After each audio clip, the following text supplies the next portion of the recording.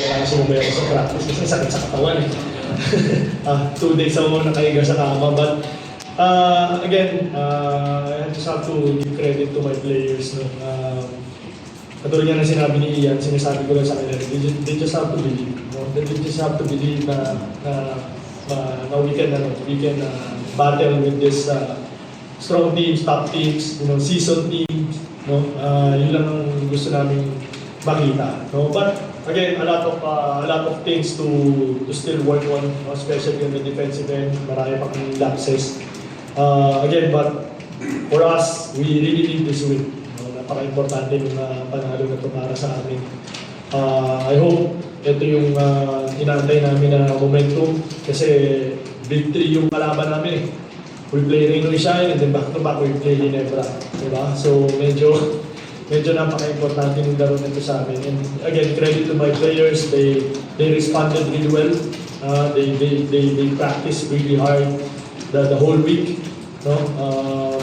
We watched the videos together. No? Kahit medyo boring. No? Naniwala sila and ginawa nila po yung kailangan namin gawin for this game. And now we're ready to entertain questions from the media.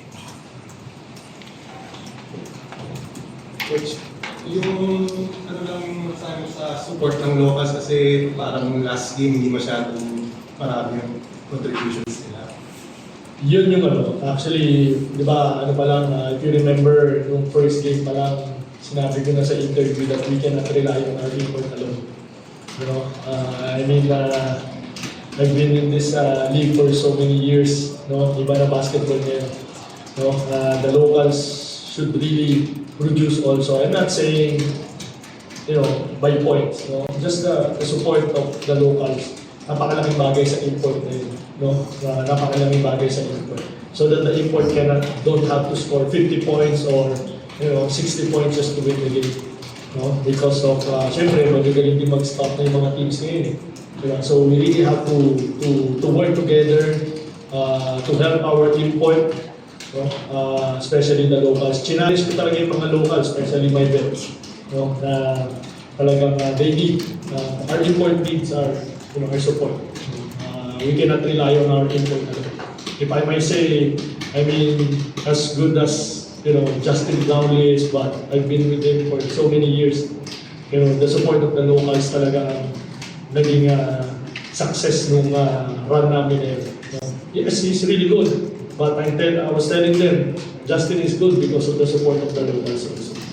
So I hope magbigay aral sa amin yun, sa mga locals namin. And sana, diba, this is the start of a good run for us. But again, we still have a lot of things to tackle, especially on our defense. We want to be a defensive team first. Coach, ba't ka sumabay sa ensayo? Babalik ka na ba? Hindi. Hindi. Gusto ko lang, siyempre siguro malaking bagay din na makita nila kung ano yung gusto kong magawa sa kanila. Napaganda naman, kahit pa paano, na ganda yung spot ng mga players. Medyo masama na sa akin kasi 2 araw na sa kama.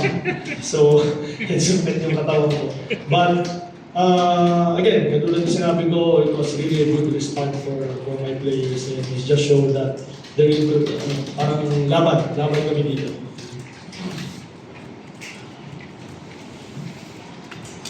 Ian, congratulations. Yung sabi ni Coach na talagang sina-challenge ko yung mga locals to step up at tulungan yung import. Isang puso yun na kailangan gawin yun. Siyempre, very important sa amin yun na sa aming mga locals na yung nga sabi ni Coach, hindi kami pwede mag-rely sa import. Especially yung defense. So, kailangan talaga mag-start kami sa defensive mindset namin. Siguro yung offense namin, bonus na lang sa amin yun eh. So, yun yung magbibigay ng panalo talaga sa amin yung defense. Kung makikita nyo tonight kung paano kami maglaro ng defense, yun yung nagpanalo talaga sa amin. Kami na because of turnovers, especially in the fourth quarter, talagang na-strengthen yung lamang yun. Yun nga, we just need to play hard every time. Kahit magkaroon ng yung Meralco, hindi kami pwedeng give up. So, laging positive mindset na kami sa loob ng court. Pinag-usapan namin kung anong dapat namin gawin, kung anong mga pwede namin gawin. So, very on point kami tonight na gusto talaga namin manalo kasi medyo mahirap na talaga pag natalo kami today. Kaya, thankful ako na kaming lahat nagtulong-tulong para makuha itong panalo na ito. Also, when you assess your import after 3 games? Our import, so far, no? Well, siyempre, kinuha namin siya, so we believe in it. Hindi naman namin siya kukunin kung hindi kami naniniwala sa kanya na fit siya sa system namin, sa gusto namin gawin. No?